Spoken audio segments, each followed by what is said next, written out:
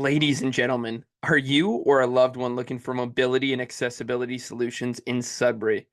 Look no further than Silver Cross Sudbury. Silver Cross Sudbury is your trusted source for a wide range of mobility aids and home accessibility products. They're dedicated to improving your independence and quality of life. Visit their showroom at 760 Notre Dame Avenue or call them at 705 222 0700. Your independence is their priority. A huge thank you to Silver Cross Sudbury, more importantly to Dean and Chantel Jacqueline for all of their support of the Behind the Bench podcast all the way back to day one. We love you both. What is going on, everybody? Welcome to week 214 of Behind the Benches, a little extension of week 213, ladies and gentlemen. We're giving you double episode this week. We've taken a couple-week hiatus. We got a lot of things on the go, ladies and gentlemen. A ton on the go and a ton to talk about. Week 214, there's a lot of things. OHL season is upon us, boys. We're going to break it down today. I'm very excited for it. We got the OG3 here. We got Mason Monet. We got Tommy Vlahos. Fellas, how are we doing? And I'll send it off to Mason. How are we doing? Oh, Mike, check 1, 2. We're phenomenal over here, Chim, just down the street from you. School's in full effect, so just playing a little catch up each night. But we're in a good spot. Llewellyn's a great school. Missed the kids over at Lockerbie, but I landed in a good spot, so I'm quite excited. And Chim, we have golf season already upon us. I think we'll be together on Thursday, at least for part of the day, seeing each other. Coach. Bears golf and Knights golf collide. I feel good about Knights golf, Chim. You guys ever just I want to have a coach's match so bad. Yeah. I want to have it so bad. Do you ever just put yourself through when you guys went through high school golf tryouts and just be like, I wasn't good I never enough. made golf. Yeah, I probably wouldn't have made my team. oh, Yeah. Did you make it, Tom? I played You 1 couldn't year. play because AAA? No, 1 year, grade 9. That was it. But I don't know if I played in any tournaments. Tom, But St. even then, you Charles didn't. Even then, is good you this weren't year. even that good back then. Correct, Tom. correct. Brett was solid, but I remember him shooting north of 100 at Lively though, and it was just the running joke forever. Dude. I mean, those SEC years, they were nasty. Yeah, They were we had nasty. a really good team, and They're I gonna be guess good this year. good this year too. That's great. Yeah. Knights had a Carter good Bear. year. Knights had a good team a few years ago. I think Renault went over. They made a super team. Him, McLean, Hayes, Svalina. I'm not It was sure a about joke. that. No, I don't think. I think Tristan was always Ren- at Lockerbie. Are you sure? I think Renault. Pretty positive. I think Renault went for a last dance. Evan went for 1 year at Llewellyn. I'm not sure what year it was though. I think. Are Yeah, you I think sure it was Renault didn't McLean go that- over for one? No. Okay, I'm gonna have to fact check that. I'm gonna We'll have to fact check I don't that. know if Evan stayed the whole time at C&D either. We'll have to double check. No, that. Evan definitely Evan went to moved for Llewellyn. sure. He did. Evan Okay. moved for sure. They Alright. formed a super team. I remember that. Yeah. Well, there you go. Yeah, but yeah. High school golf Yep. is definitely in full swing. Tommy, how are you? Well, I'm actually great. I had a really good weekend. Softball is done. Leaning into now, I guess, playoff MLB baseball because man, is softball ever fun to play? Played third base this weekend though, guys. Had to keep the best players in the infield, and they asked me to play in the infield. No, I'm just kidding. Typical Tommy fashion, hurt myself first game running too fast, so had to play in the infield. But we're doing good now. Saw Dynamic Monday and. Jim, it's like we're on the same schedule, We get busy weekends, we hurt ourselves, we get rehab, and we're back to square one. But I'm excited. You mentioned OHL. We're right around the corner. Home opener for the Wolves Friday. We will be in attendance, but at the same time, the power rankings came out. I know we'll dive into that, and I got a lot of comments in my brain. But other than that, busy week. Great episode on tap. And we'll talk all about all that as well. So I'll send over to you, though, buddy. How you doing, Jim? I know you had a busy weekend, too. Yeah, lots on the go, boys, for sure. Had the Sunny Gawalco Cup this year. I went 0-3, but still won. So I'm a 6-time champion. Shout out to all the boys that played. And shout out Sonny Gawalko. I mention it every year, but he comes and gives us a chat on the Saturday after the tournament is done. And it is the best thing ever. It is like the best part of the tournament is him coming in talking with the boys. We get pictures, and it's fun. It's a fun thing, we're going. It's gonna be our 10th year come 2026. So doing this for 10 years and having Sonny a part of it means the world. Um, and he always gives some great insight to the boys on how to live life. His best quote over the years was "Be the light in someone's day," something along those lines. Be the light in someone's day. So that's something that I've always taken with me with Sonny, and we love him for it. So big thank you to Sonny for, of course, coming out. Big thank you to Lively Robbie Geik, who plays in the tournament, also working at Lively that set us up there, as well as the Idlewild, Dave Bauer, and Mikey Penny for taking care of us as always. Very happy with everything, taking great care of us. So that was great. And yeah, there's just not enough time in the day, fellas. There's not enough time in the day. There's so much to do, so many things going on. But yeah, I'm excited for the weeks to come because we are gonna have some major news coming soon from the pod, which I'm very excited about. So a couple major news items that I'm very excited to tell the people about. So stay tuned for that. Can't announce it just yet. Leave a little teaser for you there. As always, folks, you can find Behind the Bench podcast on all podcasting platforms. We're on YouTube, we're on Spotify, Apple Podcasts, anywhere you get your podcasts. You can also find us on Instagram and X at BTB Podcast _, TikTok at Behind the Bench. Well, fellas, what do you say? We'll move it on here to our Tristan Ritchie at Lake City let's do Realty it. Performers of the Week. Okay. Are you thinking about buying or selling a home in Sudbury? Tristan Ritchie from Lake City Realty gives you more than just listings. He gives you honest advice. Tristan will tell you whether it's the right time to buy or sell based on the market, your needs, and his deep local expertise. Ready for a real conversation about real estate? Call Tristan at 705-920-6109 or follow him on social media at Real Ritchie. Your home journey starts here. Tommy, what do you got? Yeah, and I don't know if actually I didn't see an answer in the group chat for Mason, but this is the first time I'm going to do a performer for a family member. Very excited for him. He's been looking in the market with Tristan Ritchie himself for a house. My brother purchased his first house as of Monday, so congrats to my brother. He's staying in Garson, so he's staying in our neck of the woods. Very happy for him. Beautiful spot. And yeah, I'm really excited I'm not gonna say excited for him to move out, but I'm excited for him to start this new chapter and get things going on his own there. So happy for him, and the pressure's off now. It was a stressful year for sure. Congrats to them. There's nothing like Yeah. getting your first shack. I haven't done that yet, but I'm assuming it's a fantastic feeling. He's gonna have his own little pad there. That's is. electric. Yeah, Mason. Yeah, if you could share some insight there, yeah. No, that's great. Mace, who do you got, buddy? Can I do two, Chim? Sure, bud. Because my family's just lighting it up right now. Here we go. So we'll start Red Savage. Tough go last year with captaining Michigan State. Popped his shoulder out, the Savage shoulder. I'm probably the only one that hasn't had the surgery, but I have a bad shoulder too. But Red is playing in the Buffalo Sabres Prospect Challenge, and he scored his first goal. And it was like 300 days or something like that. He hasn't been able to play. He came out, and I'm pretty sure their coach said something around him being relentless and the best player on the ice.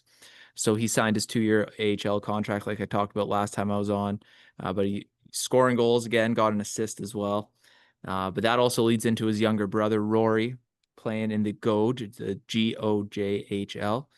He scored a goal playing for the St. Thomas Stars in his first junior game. So I don't know. I missed all the athletics here, but always great to pump the tires of the family. So Chim, can you keep it in the family too? You got 3 for 3? I did not have any family members going here. I'll be honest with you. Didn't your cousin win the soccer league?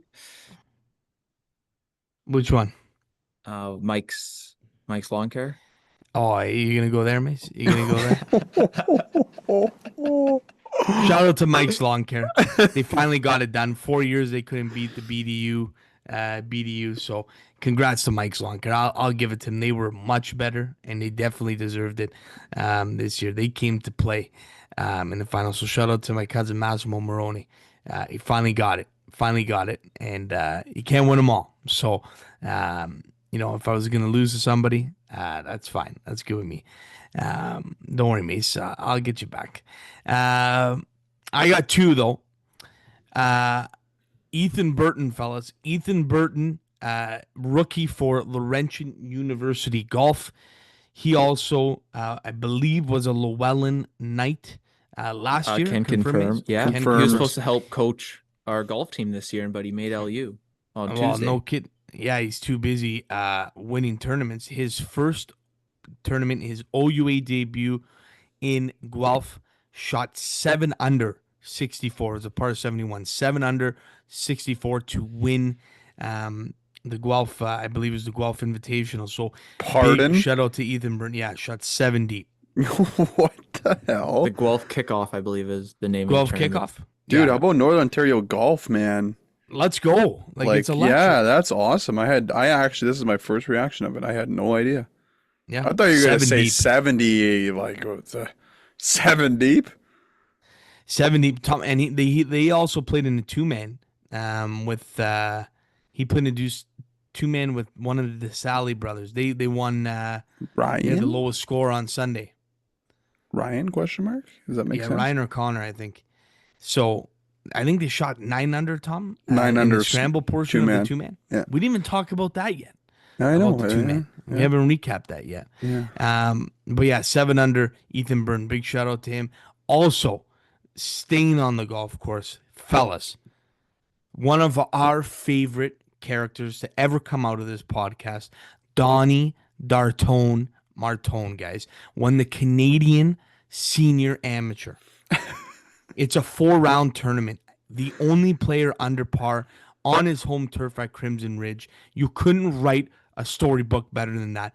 Donnie Martone, only player under par at Crimson Ridge in the Sioux, winning the Canadian Senior Am. Are you kidding me? Yeah. That is electric. I missed that course, Al. I mean, we got a What a bench course, brawl, first and brawl L there, but I assume this place was in mint condition for this.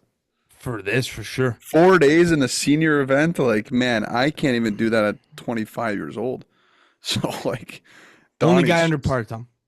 unreal. I still have his ball that he signed for us Same here. in my nightstand. So, I actually putted with it today. did you? Practicing my Wow. putts, There you go. yeah. It's in my Donnie. little collector's bag. Donnie Dartone, what a beauty, man. I love that guy. So great finish to the golf season for him.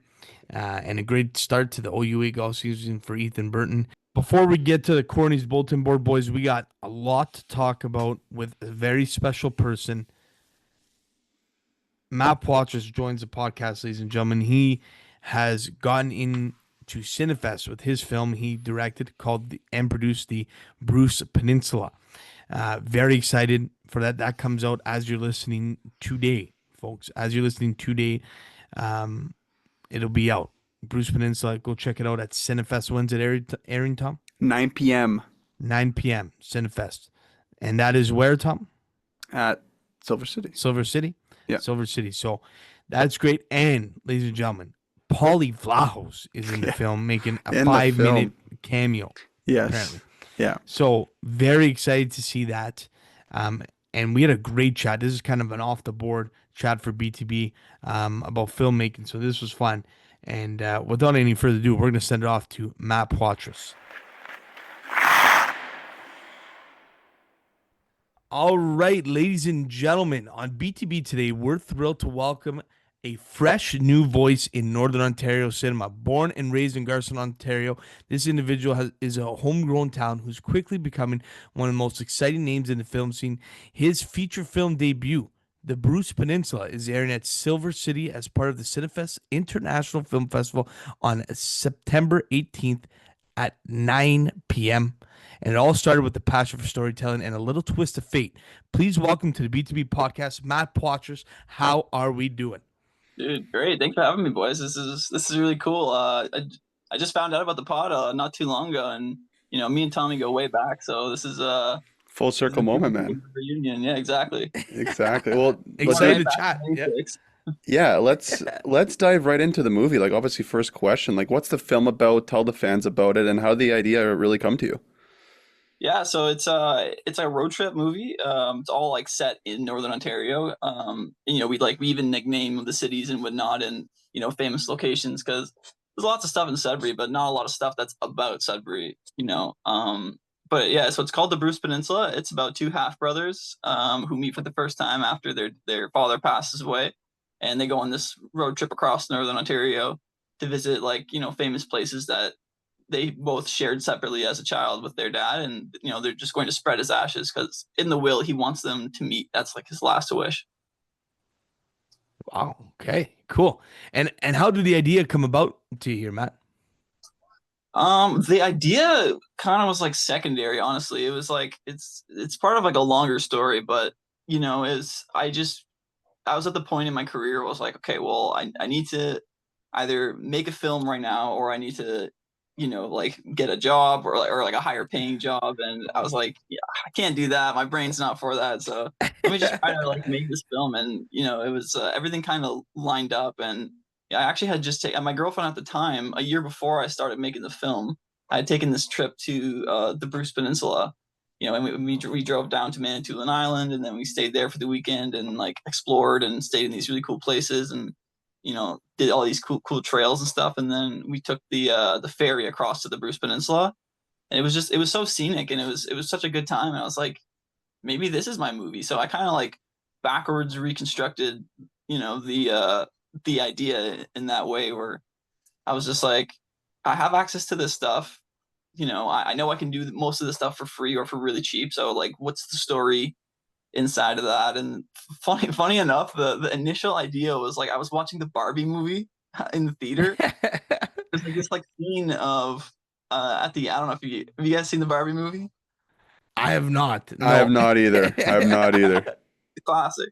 But there's this scene where there's like two people jumping off a bridge, and that moment for some reason kind of stuck out to me, and I was like, okay. And then I started seeing like two guys jump off a bridge in my head, and I was like, okay, maybe this is it. Like, who are these people? Like, what's the story? And then I was just like, maybe they're brothers, and then they just kind of started from there. And then it just grew, and yeah, I ended up writing the script, and yeah.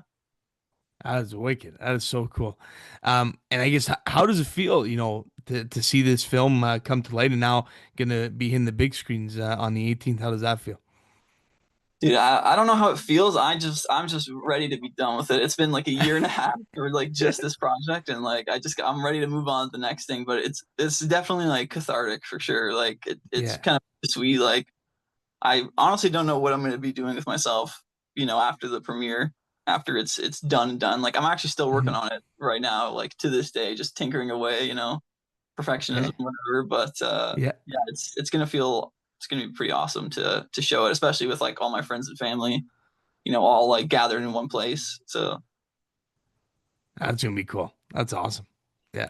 Yeah, well, I have to jump in now. I was gonna ask a little bit later. You mentioned friends and family, Matt. I will be there in attendance, and I gotta ask because I heard about your movie. Obviously, I'm gonna probably say 6 months ago when my dad actually got, I guess, asked by you. yeah, yeah.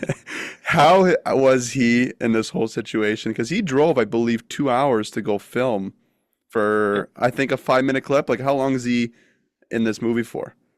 About 5 minutes. But like we shot so much. But I've been making short films for a few, probably 3 or 4 years now. I've just been messing around and trying to get my feet in the industry. And obviously, like you guys are always over at our place. Like we go way back, and Yeah. he's always teasing me like, oh, you gotta put me in a movie, you gotta put me in a movie. And I needed somebody to play this like hotel clerk. So I was like, you know what, put your money where your mouth is, Paul. Like, why don't you come down? And he actually ended up doing it. So he took the day off, drove down from Sudbury to the island to play this part. And dude, the crew, everybody loved him. Like the crew were like, that was like the most fun day. Everybody loved him, and we kind of let him do his thing. Like I didn't want him to just like drive down for like 10 lines of dialogue.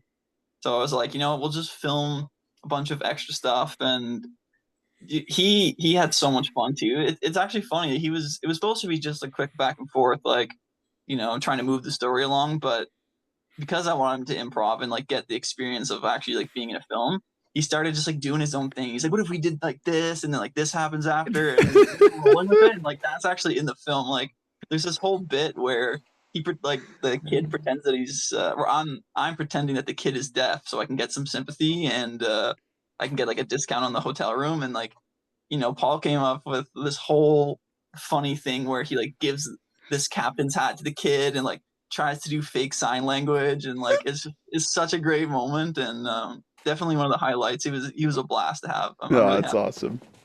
Yeah. I That's could see Paulie being right in his element there. That is so good. That is so good. You have any other funny or memorable stories from the set here, Matt?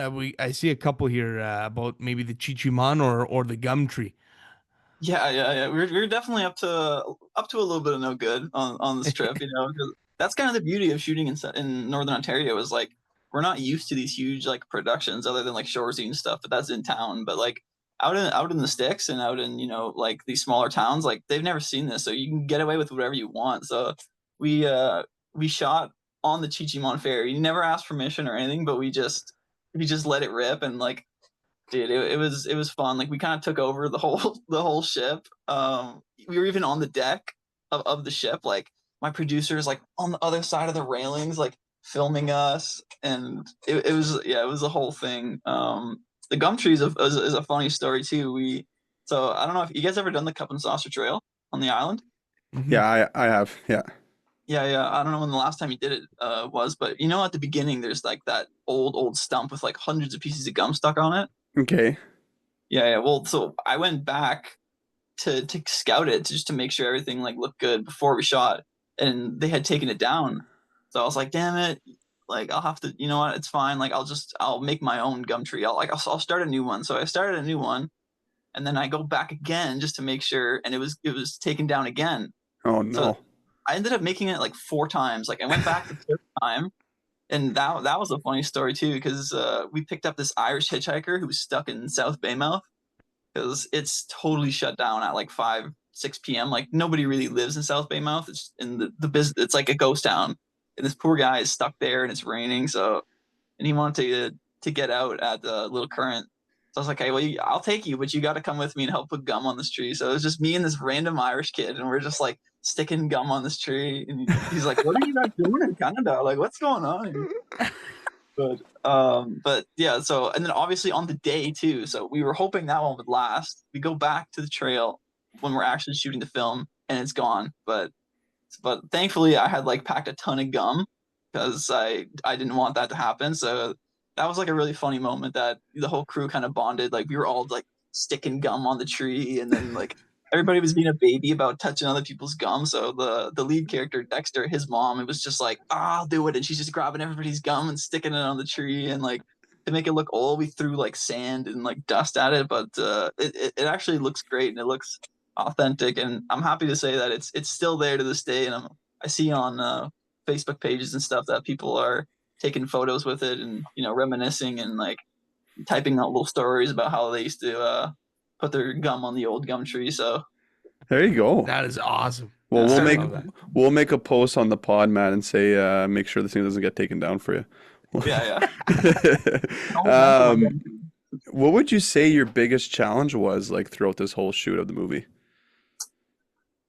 biggest challenge, honestly, we didn't really have too many, because we were so low key, and we were just like, we're just gonna do what we can, and what's free and what's available to us. Like, I structured the film in that way that we didn't really have any problems. I'd say like the biggest problem was probably just time, and fighting Yeah. time. We squeezed it all into 12 days of shooting, and usually a feature film is about 30 days of filming, and the film ends up being, an hour and a half. That's usually what it was. The first cut of this film was 3 hours long, so we were Wow. just like running gun, like shooting so much, and just like, yeah, really long days, a lot of hard work, and especially when you're on the road, like, you don't have a base camp, you don't have, like a place to go back to, or living out of suitcases in hotels. So I'd say that was probably the only challenge. But other than that, Right. like we never got a single no from anybody. We never got any problems, any hardware issues or anything. Like everything went super smooth. So I'm really blessed to say that. That's awesome. That's wicked. What's the process, Matt, for getting this on Cinefest? How do you get the film there? Well, there's no guarantee before, so you just have to make it and then you just apply and you just hope. Okay. But I honestly had no expectations when I started writing this film. I was like, even to get in the industry, you have to like make a film, and then to make a film, you need to have already made a film. It's like a weird catch-22 for people, to trust you and whatnot. So I was like, you know what, I'm just gonna bite the bullet. I can pay for most of this film myself, and we ended up getting extra money from like some investors and stuff. But I was like, I'm just gonna make this film for everything I have in my bank account. I don't care what happens, because at that point, like I got my foot in the door, and I'll be like one step ahead of everybody else. And I think that's like the only and best way to get into the industry, because other than that, you gotta like cut your teeth and put in so much work on film sets, like moving lights around and messing with camera gear. And I did that once, and I was like, I don't want to do that. Yeah, Crazy. definitely. Yeah. Crazy. So let's go back to the earlier days. You originally went to school for Spanish. So Yeah. how did the whole transition happen for you to realize, like, I want to do films?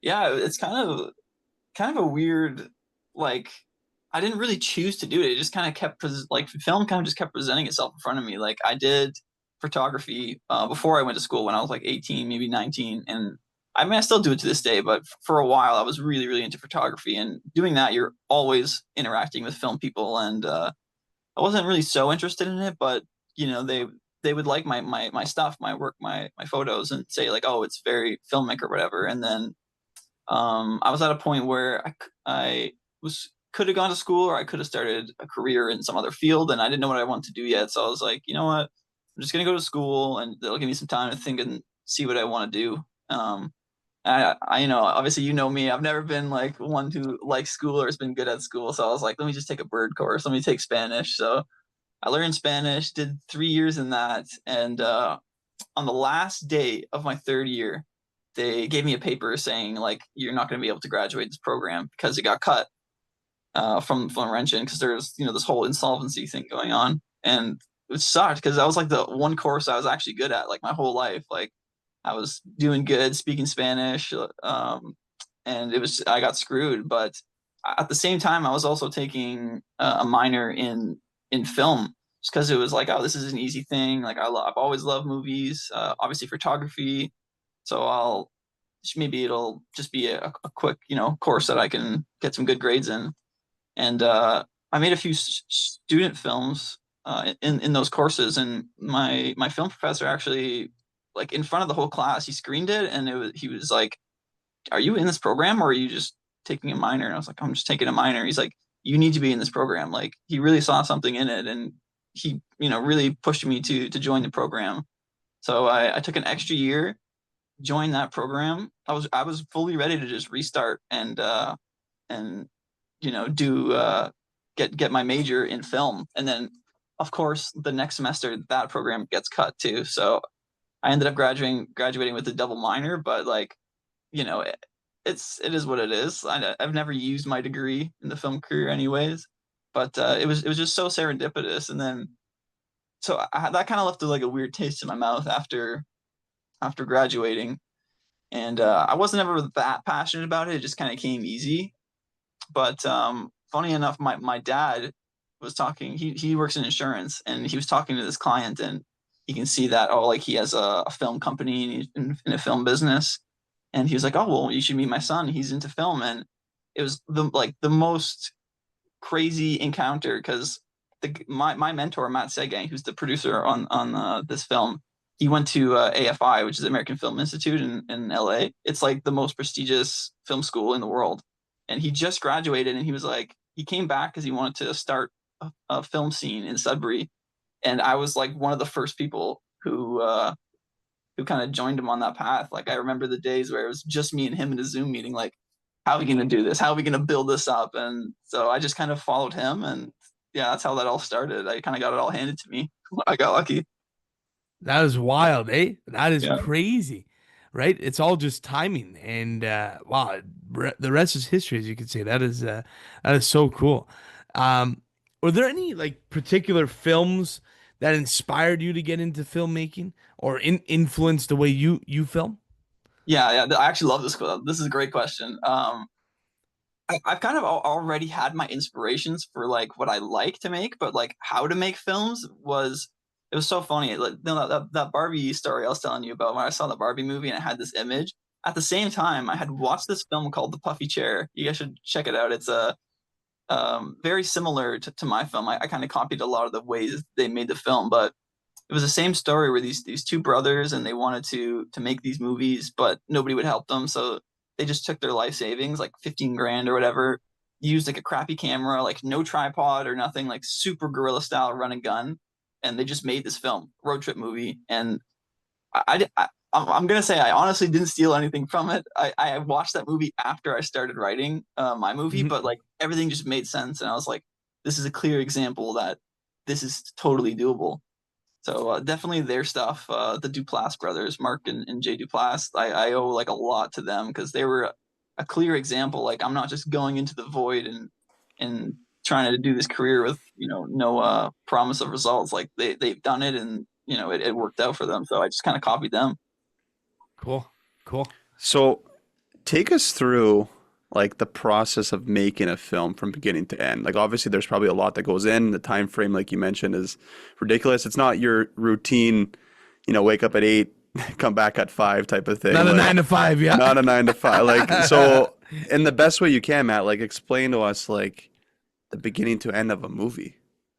Well, that's what I love about films though, is that there's not really like one set way to do it. You can do it like any number of ways. Like you can do it like just I know people who just do films like just them and a camera, like they do the sound and everything and they just work with the actors, but you can also just like do the other way, which is, get a lot of money and throw money at it and just like let it do its thing.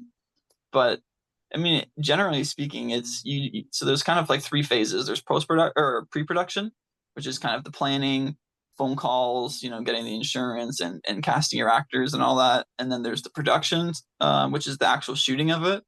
And then after that, you go into post-production. So editing, you got to edit all the sound and make it all sound good. You got to do the color because it comes out of the camera like gray because for these cinema cameras.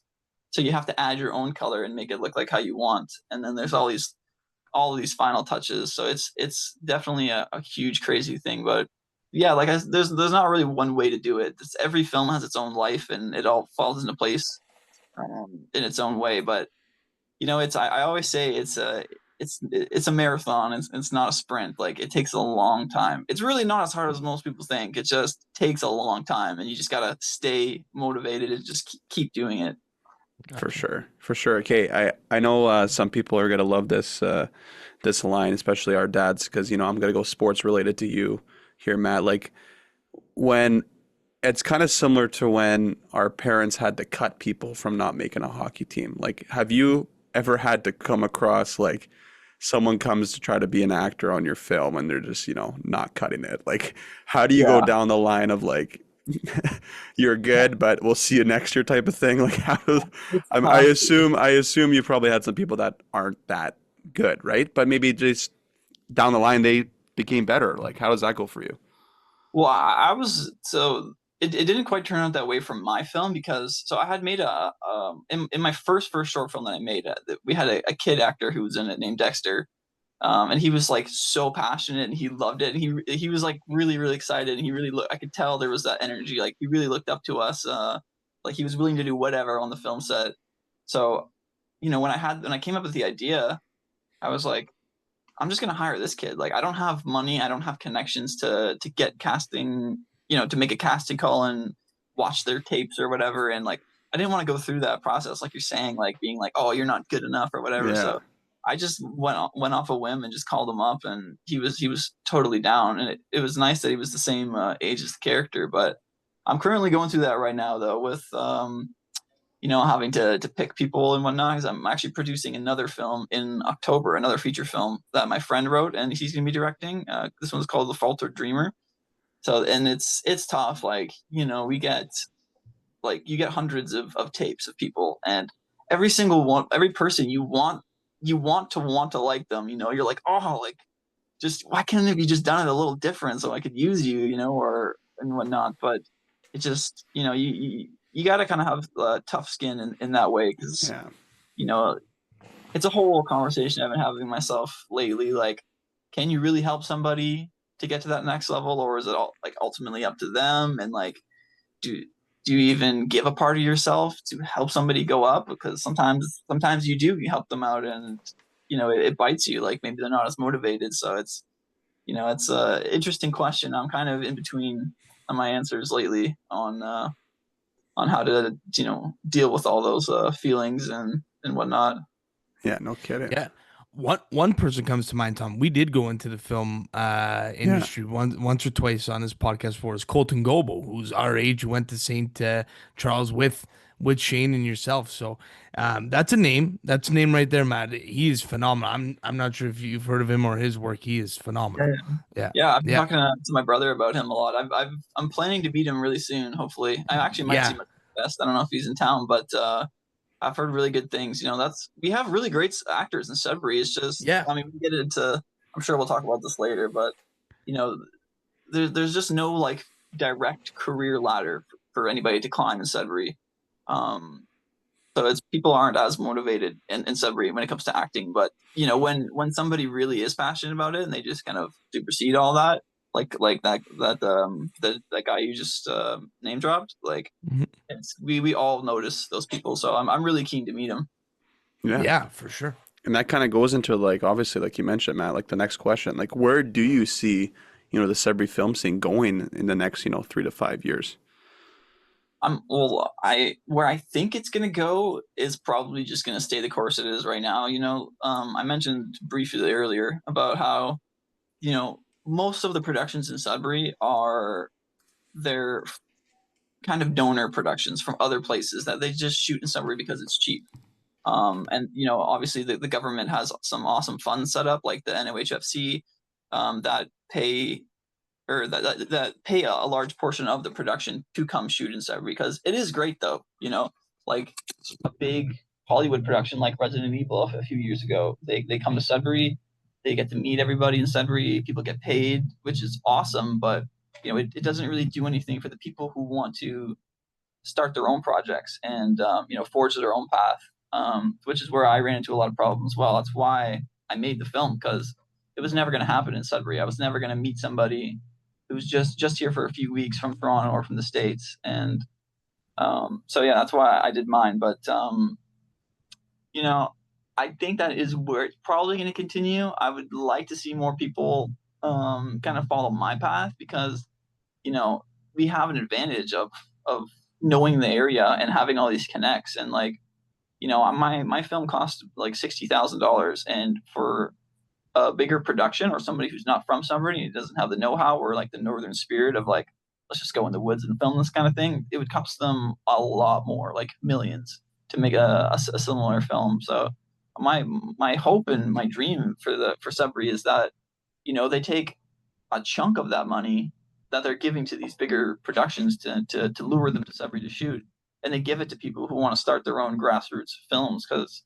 like I said, my film was $60,000, and it's on the bigger end of the scale for cheaper films. Like it was a road trip film we shot from like Aurelia, every town in between Aurelia and Sudbury, like Aurelia, Sturgeon, Berks Falls, North Bay, Espanola, obviously Sudbury, um, Manitoulin Island, and then like so it was a huge thing for 60 grand. So if you give 100 grand, which is a small fraction of these huge checks that they're giving out to somebody who wants to make their first feature, with just their friends, like that can go a really really long way. And I feel like that's the only way that we can get people in Sudbury to start taking charge of their own career, and giving them permission to shoot stuff. Yeah, 100%, 100%.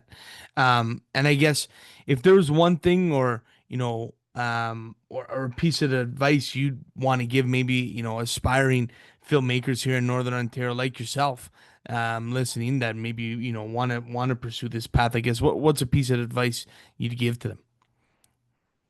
I'd say like philosophically, not philosophically, but more generally speaking, like just do it. Like just shoot the. Don't worry. Don't wait for the right conditions. Don't wait to meet the right person. Like just start, because it's a lot easy. Like everybody wants to jump on a moving train. Nobody wants to help you start the train. Like nobody wants to shovel the coal. So that's kind Right. of what I did, where I was like, I got 10 grand in my bank account, like in my savings. Dump it into this film. It's happening. Whatever it looks like doesn't matter. We're doing it. And I think that energy is really infectious. And you'd be surprised of what can come of it. All the things that I've done in my career have come from that kind of energy. And I think, kind of going back to what Tommy was saying earlier about like cutting people from the hockey team and feeling bad about it, like the interesting thing about film is that everybody has their own voice and their own style, and they're all valid, and it's all interesting. So if you're thinking, oh, maybe I'm not good enough or whatever, just do it. Just shoot it. Like get a weekend, do it with even just yourself. Like just star in it yourself and shoot yourself around your house, like, and make it a feature film if you can. Like make it, because that would be my second point of advice, is that there's really not really a market anymore for short films. That used to be the way that you would get discovered, like you would make a short film, apply to Cinefest or to TIFF, like in Toronto, or put it online and it would get attention and somebody would call you up, but not so much anymore. You're way better off just making a feature film. And even if it's bad, like it does not matter, just because you're in the game at that point. If you make a feature film and you make it bad on purpose, you're in the game. So that would be that would be my advice. And use what's around you as well, right? Use what's free. Your dad owns like a bait and tackle shop. Write some scenes at a bait and tackle shop. If you have a camp that's like in the Muskokas, shoot a bunch of scenes there. Like you have plenty of stuff. Everybody has plenty of stuff in their life to make an interesting film. Okay, cool. I like it. There's so much potential, I think, in Northern Ontario, for film. I don't know if I'm on the right path here, but it seems like North Bay gets a ton of looks for films. Is that the case?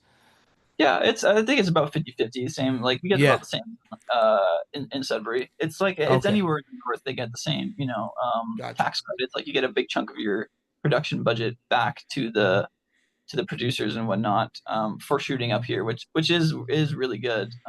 Yeah, but North Bay is in a similar spot as us. They're doing good stuff. Gotcha. Okay, cool. All right, Matt. Well, before we let you go here, we always do our final segment here on the interview is called the Dynamic Five. It's 5 rapid fire questions. Whatever comes to the top of your head, let it rip. And I will send it off to Tommy here. All right, Matt. Who's your favorite actor or actress all time? Actor, actress all time. Oh, that's hard. Right now, I really like. Oh, do I say George Clooney? I love him. Okay. Great. Yeah. Favorite movie all time? Nashville. No, sorry. I change it. Boyhood by Richard Linklater. Okay. Your go-to karaoke tune? Ooh, go-to karaoke tune. Probably Camera by Wilco. It's like a country rock song. You don't know it, but no. Okay.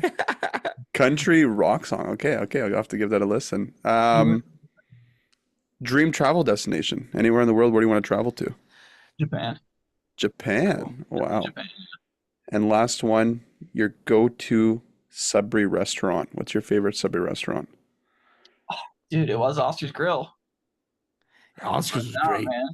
Is it back up? No, it's not. But it was great. Yeah. How we get the aioli burger, dude? That was such good prices too. Like $16 for this huge. Oh my god, chef's kiss, man. Shout out Oscars for sure. Well, listen, Matt, thanks a lot for coming on and taking the time. It's an inspiring story, and hopefully, obviously, nothing but the best in your career. We're going to be excited to see what happens here in the future, and we know the Bruce Peninsula is going to be a big hit. So see you next thanks week. a lot for coming on. Yeah. Dude, thanks guys for having me. This is a lot of fun. I'm glad I can spout some of my nonsense and my rhetoric about hopefully inspire some people. But yeah, it's always fun to shoot the crap about film and whatnot. Yeah, and if you ever need any cameos, you got a couple guys here too for you too. Dude, let me know. Like I said, I'll put you in the film. I'm not joking. I love it. that was the interview with Matt Poitras. Tom. Yeah, I mean, it's full circle for me, family, friend, see how hard he's worked over the years to get this movie out and done. Kudos to him. Really looking forward to, obviously we'll talk about it next week, to watching it. Super, super cool story. I mean, it goes right hand in hand with what we do, Northern Ontario podcast. He's filmed everywhere in Northern Ontario for this film. Super cool idea. And the future's bright for him, man. Honestly, I thought it was a really interesting interview. He sounds very passionate for what he does. And when you have the drive like he does, the sky's the limit, right? So I'm excited to see what's next for him, and really, really happy for him. Yeah, big time.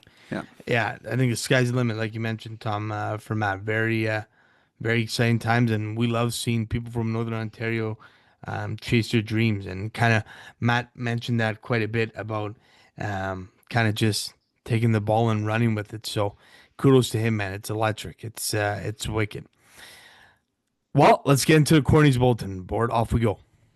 I guess, Tom, we could touch on the two-man real quick before we go to the OHL. Tom and I were fortunate enough to play in the Cedar Green two-man invitational. Big thanks to Cedar Green for having us out there and doing some coverage. One of the more underrated events in the city. Thoughts, Tom? Yeah, and everyone should play the two-man. Correct, and you said it right, man. Like, it's just so fun to play in a tournament that you don't have all the pressure on you. Like golf, everyone's like, I don't like golf. It's a solo sport. Too much pressure. But it's like, man, I didn't feel pressure at all. I knew I had you like with me. It's a way to build chemistry with your partner, and it's a way to catch fire as well. Like, you play a best ball and then you play a scramble, and everyone that plays golf loves a good scramble. So I think it's not the outcome I think me and you wanted. I think we played fairly well, but I think one day, and I think it might come as of next year, we'll make Champ Flight for sure. Yeah, Tom, we really let it slide. Tom and I in the best ball first day were dash one after one and just kind of let it go. While our front was the back nine, and then the front just kind of let it go, unfortunately. But I think we will be around there one day, Tom, and it could be next year. Felt really good about it, and I think the two-man is like fantastic for the guys that are in our boat. That we're good enough to play our own ball in tournaments, not good enough to ever win our own ball tournaments, but to just play with somebody. And have a partner like you mentioned, Tom, is like it's a ton of fun for guys that are kind of in the middle of the pack like us. We also had to play the tips on Sunday. My God, is Cedar Green ever a different course from the tips? The golds, man, back it up. And it's full circle for us. I was talking to Moose about that today. It's like, man, we grew up playing this course. I worked there as my first job. I cleaning carts, doing the pro shop stuff, and we get to go play this tournament now and do pod coverage. Yeah. So it's like wicked. I remember some holes, and I'm like, I used to hit driver to like the start of the grass. Now I'm hitting driver to like the water. Like, it's like it's crazy how far. Well, I mean, that comes with age and how much better we are at golf than we were at kids. But it's just it's fun to play your home course again. Yeah, absolutely. And people may think I'm just an Idlewild guy. My start was at Cedar Green. Correct. I was at Cedar Green for like the first three years.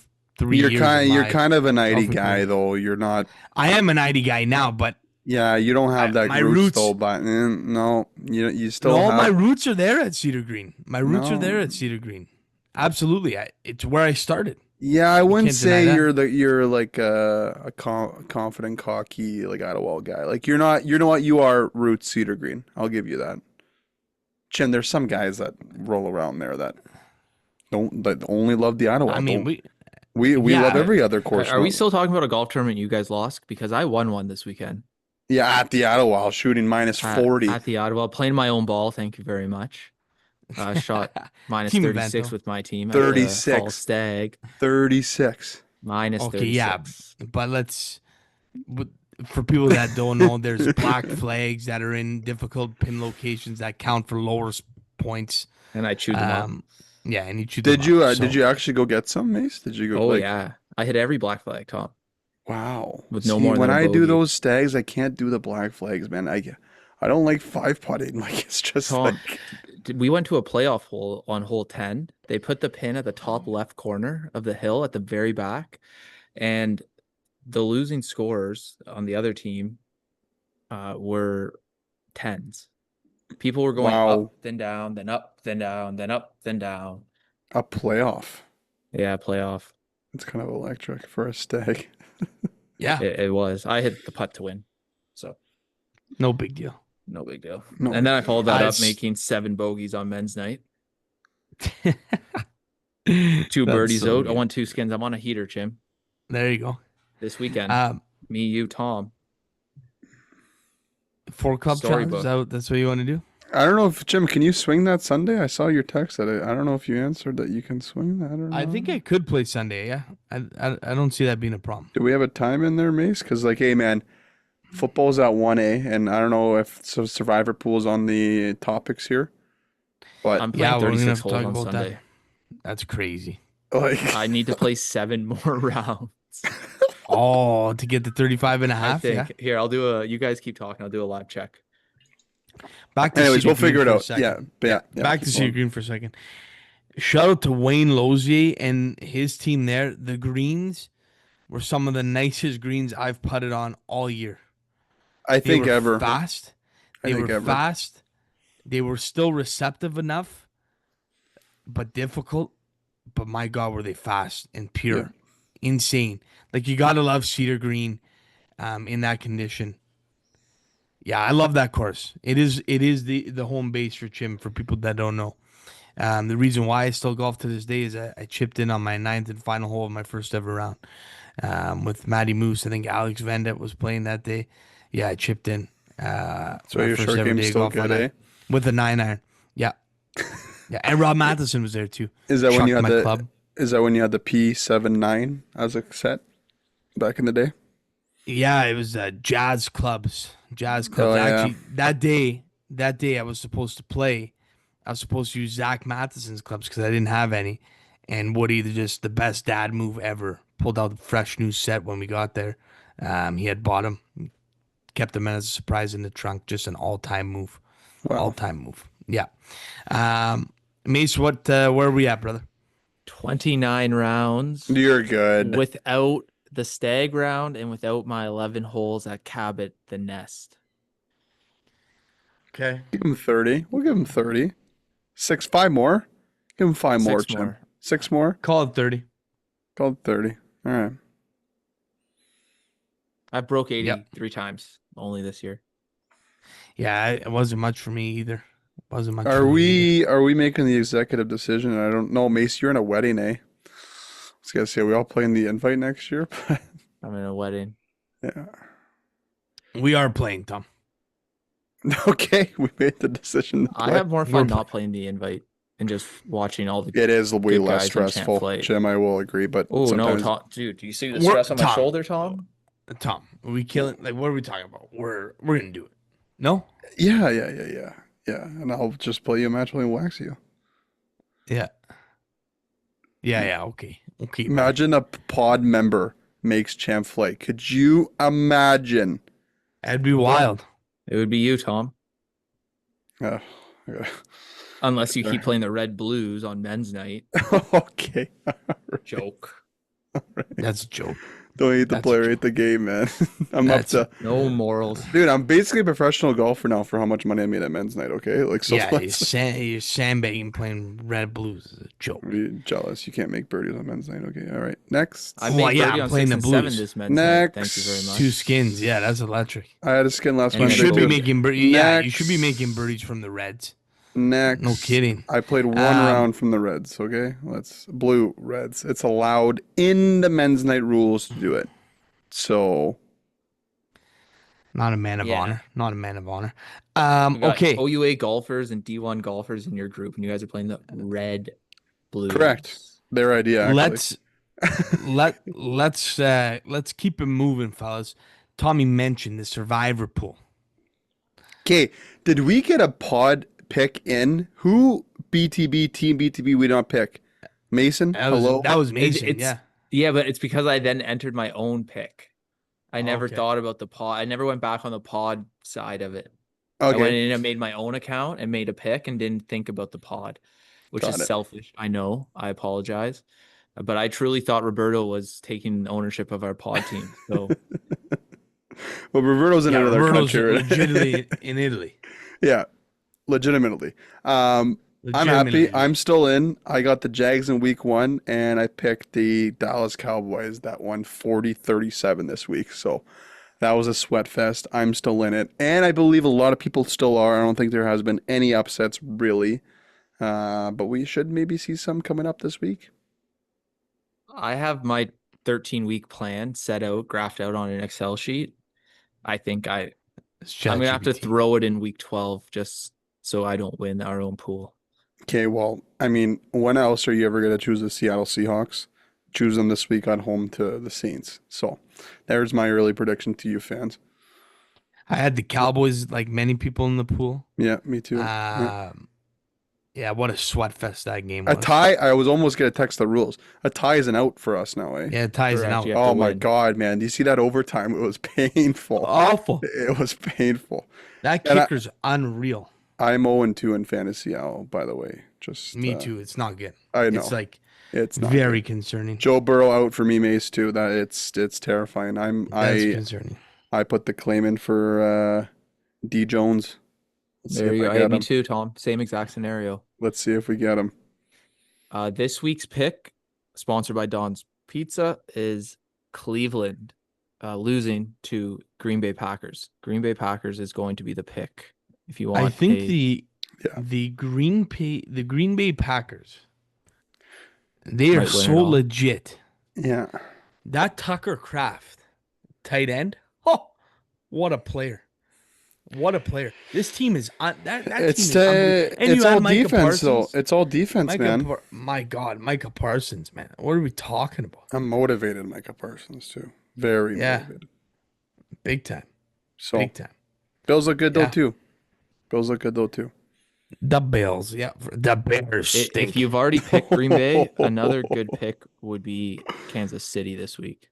Yeah, they're not going 0-3. No way. Because They you want to can't save go on three, Buffalo, right? you want to save Baltimore. Baltimore's got Detroit this week anyway, but Buffalo's got Miami, so that's a win. But I think you Yeah. need Buffalo for later on, week 13. The Bears. The Bears stink. The Bears stink. They're terrible. They're terrible. Shout out Don Survivor Pool though. If you missed out, you missed out. It's one of the best Survivor pools we have in the city. So, better luck next year. Let's keep it moving, boys. We're here. It is opening week in the OHL. My God, am I ever excited. Our Sudbury Wolves boys are all the way back come Friday, September the 19th. God, am I ever fired up. Let's do a full breakdown here, guys. Let's go through, we'll go through each division and Okay. mention a few teams and who we think, might be the top dogs this year. I got Tom, East and obviously, West. I got East and West winners. So You got the early East and West winners. Do you have maybe we'll have to pull up those early preseason power rankings. no, which there's we new always there's new tend to rankings disagree with. as of today, or the 15th As yesterday, of today. and the Wolves are not in the top 16 gents in the league. That's tough. That's Yeah. tough. Yeah. But let's go through it here, guys. So in the East Division, okay, in the Eastern Conference East Division, last year I believe this is in order: the Brantford Bulldogs, Kingston Frontenacs, Oshawa Generals, Ottawa 67s, and Peterborough Petes. Was the order of that division. Let's go to the Brantford Bulldogs, boys. The Brantford Bulldogs, I think, are got to be one of the top. These are one of your top teams, I think, in the East this year. Ryerson Leaders is going to be back. Vanacker is back, Tom, which are huge. They picked up our boy Sammy McHugh, who had a nice tilt in Maple Leafs camp. So they look Centerized good. Bell Center. I'll talk about that. And Electric. buddy, Nicky Lardis coming back probably after NHL camp's done. So what I've been reading, Tom, is Is Nicky Nars no? will not be coming back. Yeah, it seems like he's going to be set to play pro And okay, in the AHL. this year. Well, you never know. Never say never. You with never that. know. Yeah. Yeah, absolutely. But to But start, still, at least he's going to be gone. I still But think this team's still good. Um, I can't believe you Caleb went there. Malhotra, Cooper Dennis, Edison Engel. These are all people that have been added by the Bulldogs here. So Well, you went to that team right away, but that was my team to win the East. Like, yeah, I think Right. they're right up there. Yeah, totally. Now looking at the Kingston Frontenacs here, Tom. they'll be good The too. They'll be top 2 They'll in that be division. solid. Yeah, I think they're going to be losing a few guys right this year. They kind of went for it last year, so we'll see how the team looks. I think Miedema is going to be set for another year. I think he's going to be one of their top players. What do you think, Tom? I also find like I don't think that division is that strong. Oh my God, I screwed that up. Hold on, Miedema is with the Guelph Storm. My apologies. That's okay. Those will be the top 2 teams in that division, and I think honestly, Chim, it might be the league, dude. Like I don't think the East will be as strong as what the West is. The West is always the strongest conference, but I think those top 2 teams, like Kingston, like you said, went for it last year, but I know they always usually have solid goaltending, and that always helps. It's similar to Brantford, man. Yeah, So, and in this league, when we know the over's set for 10.5, you need good goaltending, and both of those teams do. So, yeah, for sure, Tom. For sure. Yeah. No, this is going to be an interesting East division for sure when we're looking at it here. So we got Kingston and Brantford. You think those two are going to kind of yeah, be at the top, Oshawa, Tom? I What do you think will take a What do step you think of back. Oshawa? They were always in the mix the last couple of years, so I just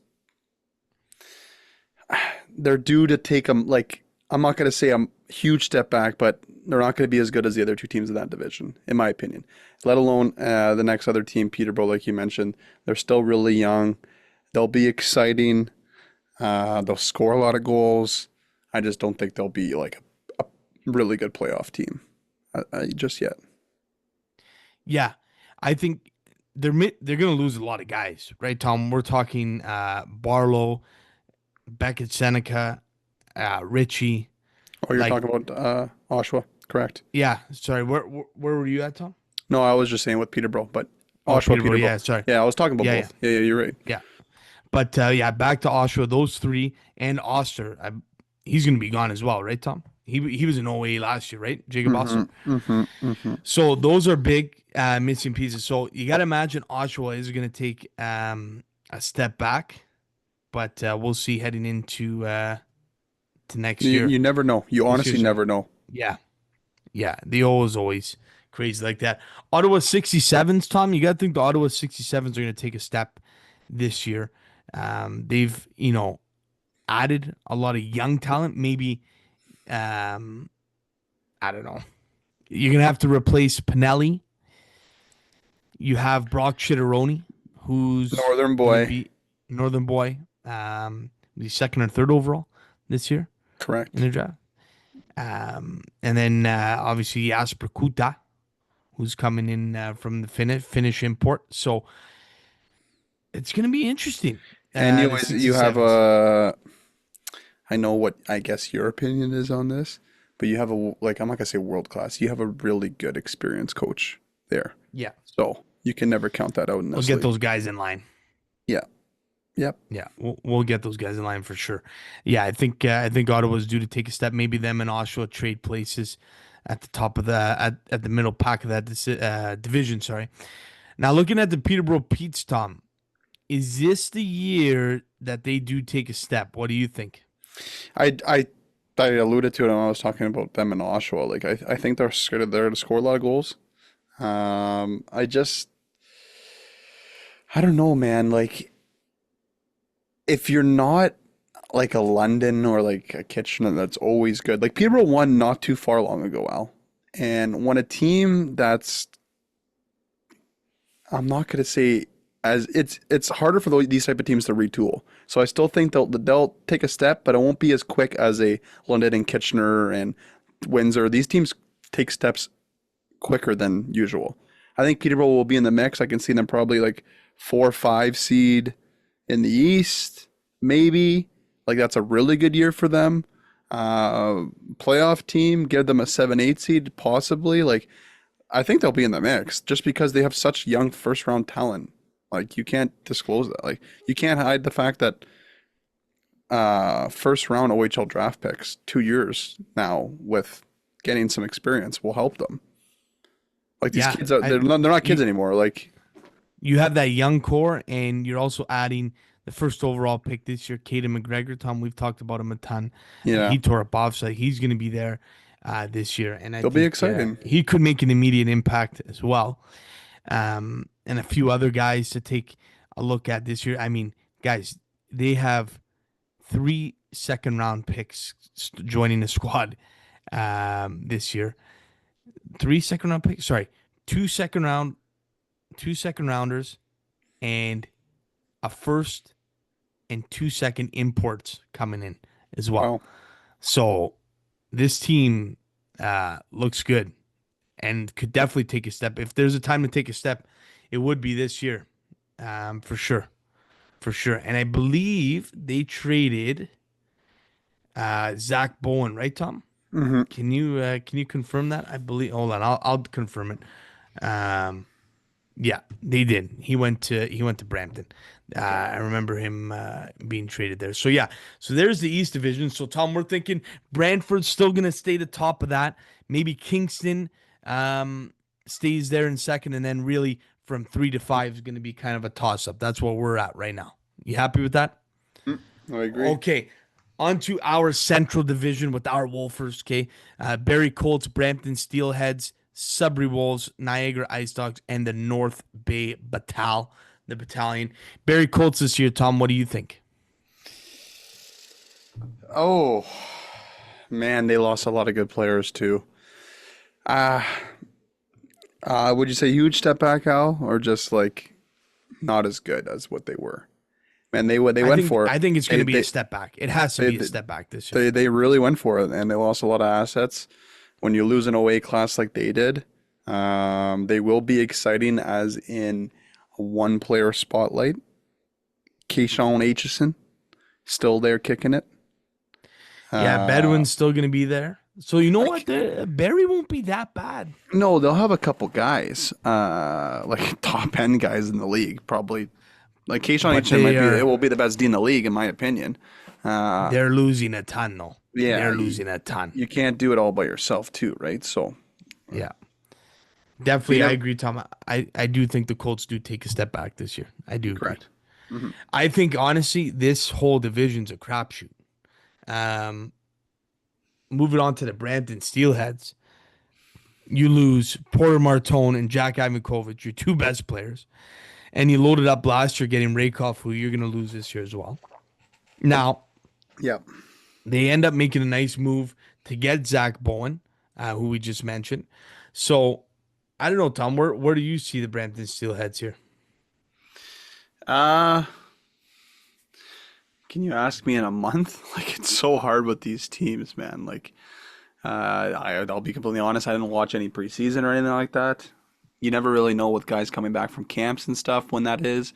I mentioned to this, I think, last year when we were doing our rankings. It's like NHL draft picks on these teams. Do they come back earlier than expected? Do they stay for longer at these NHL camps? Like that all depends, because if you stay longer, I think you miss the first like 8 games of the year, and that's a good enough chunk of the year for the OHL, right? Yep, for sure. Totally agree. Winning that division, totally. I don't know if I have my pick just yet. Yeah, they do have a young core coming in as well, Tom, with Matej Stankoven, Julian D'Amelio, and David Green coming in as well. So some young guys looking to take a step. Let's go to our Wolfers, boys. Our Wolfers finished 3rd last year. This team, I can't really tell you exactly what to expect, other than kind of along the lines of last year, where it's going to be a young team that works their tail off, and they're going to be fun to watch every Friday and Saturday night, led by a great staff. A major trade, boys, Noah Roberts got moved to Owen Sound for, I believe, was a third and 2/5. Let me double check that. Any thoughts on the Wolves departing from Noah Roberts? Well, I thought it was a good return. No, like I think out of your OA situation, that's like probably, the best you're gonna do. Yeah, a third and 2/5, a third and 26, and a fifth and 28 and 29 is what they got for Noah Roberts. and we needed that OA spot, correct? Well, we Or needed now it's open. Now we can pick someone up. no, we had an overflow. We had four, so the Wolfers had to move one, and they did in Roberts. And Yeah, let a kid play then. at least you get some picks for him. They traded a lot for him last year. I believe it was 2 seconds and 2/3 for Noah Roberts last year. So you replenish some of that. It's definitely not all of it, but you do get to replenish some of it with those picks coming in from Yeah. Owen Sound. Now, looking at the Wolves up front, you got your big guys in Villeneuve and Walton, who's probably going to lead this squad. Franz should be taking a step right in that mix. Coughlin, another OA. So, the top six is going to be pretty solid. Actually, the whole forward group, Rowan Henderson, Blake Clayton's going to be, Chitteroni's going to take a step here, Tom. Like, Yeah. the top, honestly, the top nine is not bad at all. I agree. Yeah. Yeah. How do Yeah. we replace Streeter though? Well, I'll tell you how you replace. It's hard to replace Streeter, but I think there's a kid coming in. He played a few games with the Wolves last year. Eccleston, Kamani Yeah. Eccleston, plays a hard game, so he should be fun to watch. He'll probably be in the mix on the third, fourth line, I believe. So keep your eyes peeled for that. On the back end is where they lost a lot, boys. Obviously, DeAngelis and Mhm. Donald McCoy, captain. That's two major guys. Henry Muse, for what you traded for him to leave, that sucks as well. So we're looking at guys like Yules. We're looking at Blonda. Who else are we looking at? Odell. Hopefully the Wolves can find a way to keep Finn Kearns around, like I mentioned before. There's the You're back end. missing There's gonna be some someone. growing pains. There's gonna be some growing pains. You're missing someone. I know I'm missing someone. And he's not getting off the ice. And he, Gonchar? per insiders, he's been looking fantastic. Gonchar, right? Oh, yes. Mason's Yes. going to love this player. Buzz around. I heard all the imports. New York Rangers draft pick. Yeah, all these imports, man, are going to be the best players in the league. I was just going to say the first, the forwards I didn't even mention was Provorov, who's going to be sick as well, I think. Correct. And there's one more, Chauvin, I think is going to be there as well. Yeah. So looking good. Goaltending is probably going to be one of the bigger question marks. Now, when you look at it from a base level, you have to say Finn Marshall is going to get the crease here to start his season. And then really in between that is Owen Leonard, and who am I missing now? Help me out here, Tom. Carson Chartier. Yes. So that's kind of your three-headed monster. I believe there's one more goalie in the mix, and I can't remember his name now. Please stick with me here while, Tom, maybe you give me your insights on the goaltending situation. So let me go back to the trade with Roberts. I just don't think it was a right fit at the end of the day. I mean, that's why they did let him go. You hate to see a player obviously get moved, come to a different team, and obviously not working out. I didn't think he played to his capabilities in terms of the playoff hockey. But like Mason said, the return's pretty good, and at the end of the day, if the Wolves are in the mix, which they should be in a playoff contention at least, you can use those picks to flip for something that you need at the deadline or whatever else, right? Nothing against Roberts, but those draft picks will be a little bit more of an asset than he would be, right? Trying to trade him midway through the year. So you can always retool with the picks you got from him and kind of just Yeah, clean your hands and say "c'est la vie," like it was worth a try, and yeah. I that's think the it. Wolves are going to be an interesting spot, like you mentioned, Tom. They're probably going to be in the spot where you're fighting for 7 or 8, 6, 7, 8, probably. I Yeah, think yeah, in the yeah. Eastern Conference playoff spots. However, you are also in a situation where what do you do come trade deadline? You know, you could move on from um, you're going to have to restock the shelf at some point, right? So does that come with moving some of the bigger guys up top? I don't know. A couple other players, Tom Braden Bennett, the Wolves' first rounder, 11th overall, should be fun to watch as well. Parker Smith's going to be in the mix as well. And I'm just looking for the goaltender, and I cannot find a goalie. I know it's Leonard, Charchet, Marshall. There is one more. That is going to drive me nuts. Um, and yeah, I can't find it. Stick with me. I'll do some more digging, but let's move on, Tom, to the next team, which is the Niagara Ice Dogs. Any thoughts on the Niagara Ice Dogs, Tom? Don't they have a new? I could be totally wrong with this. Rink management? Something's new in that. I think it's new management. Rink's been new for a while. Yeah, new management. I don't know, man. Like you, when are they gonna break through? Talk about Yeah. the Niagara Ice Dogs when we were kids. They were always in the mix, no? Yeah, I agree. So They kind of remind me of we thought they were going to be terrible. terrible last year, by the way, and they proved us wrong. Yeah. So I think a little bit of a dark horse, to be honest. Now, if I pulled up their roster, I forget who that one player is on their team that I like, who will be back. Niagara Ice Dogs roster here. Did you find that goalie yet, by the way? I'm working on it. It's driving me nuts. Driving me nuts. Kevin Yee, Winnipeg Oh, Jets yeah. draft pick. Kevin He. Yeah, Kevin yeah. Yee, sorry.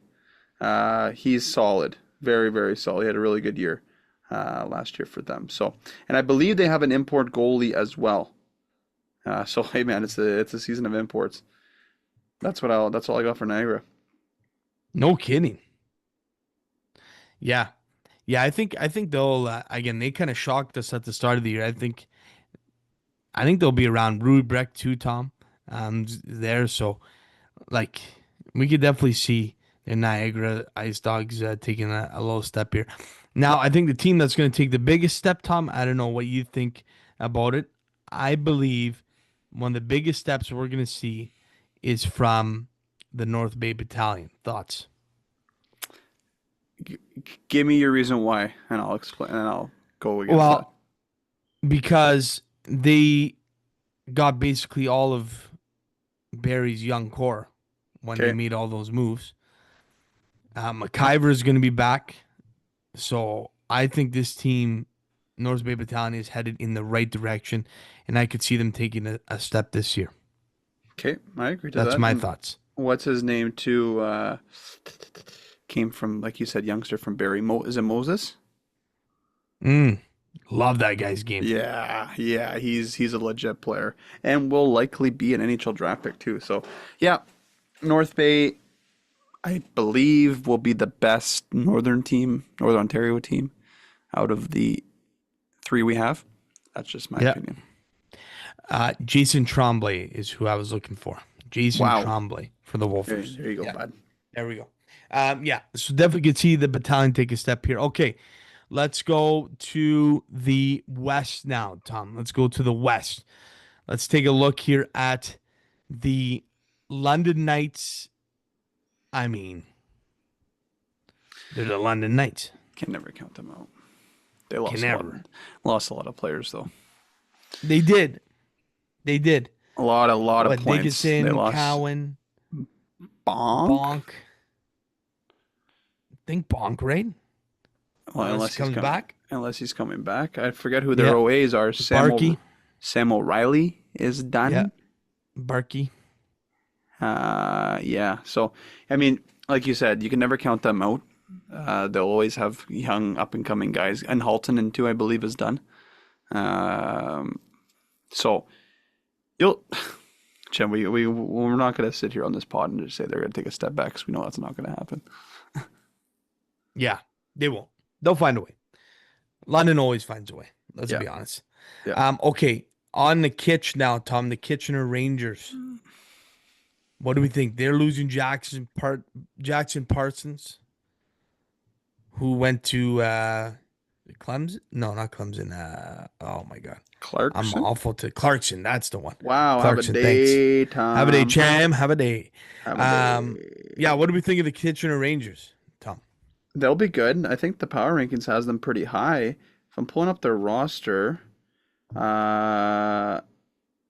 what's his name is very good.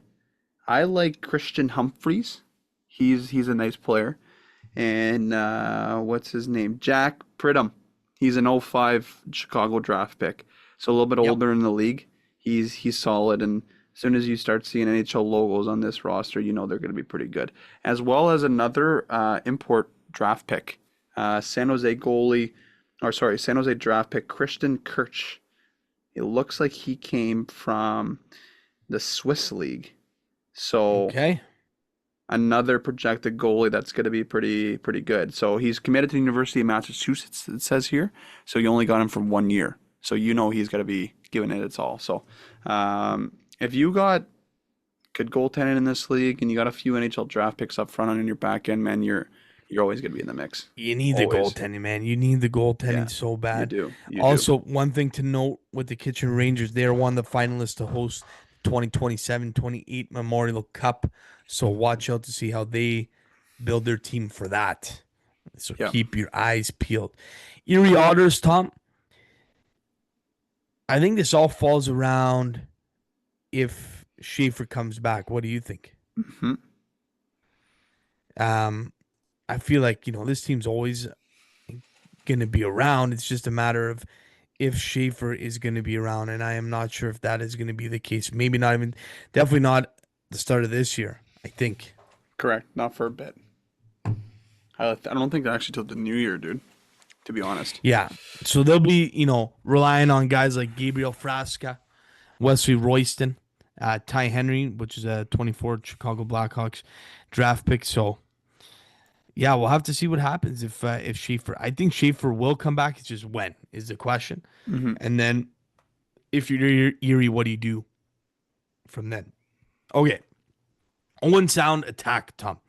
This is an interesting case because they're a young team with a veteran goalie who's going to be probably the best goalie in the league in Carter George.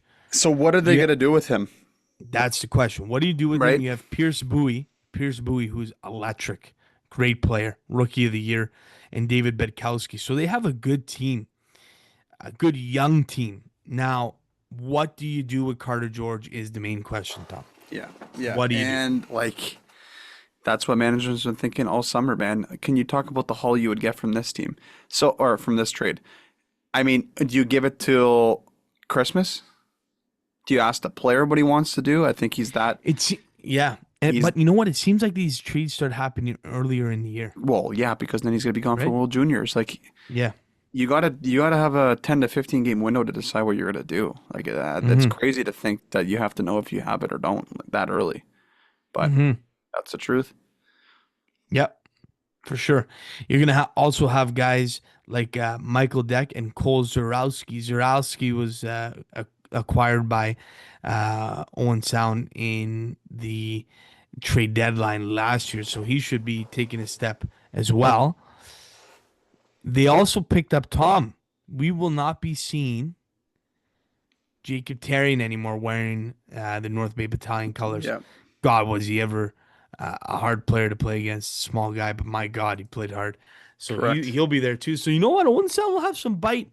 But again, what do you do with Carter George is a question. Okay, Tom, Guelph Storm.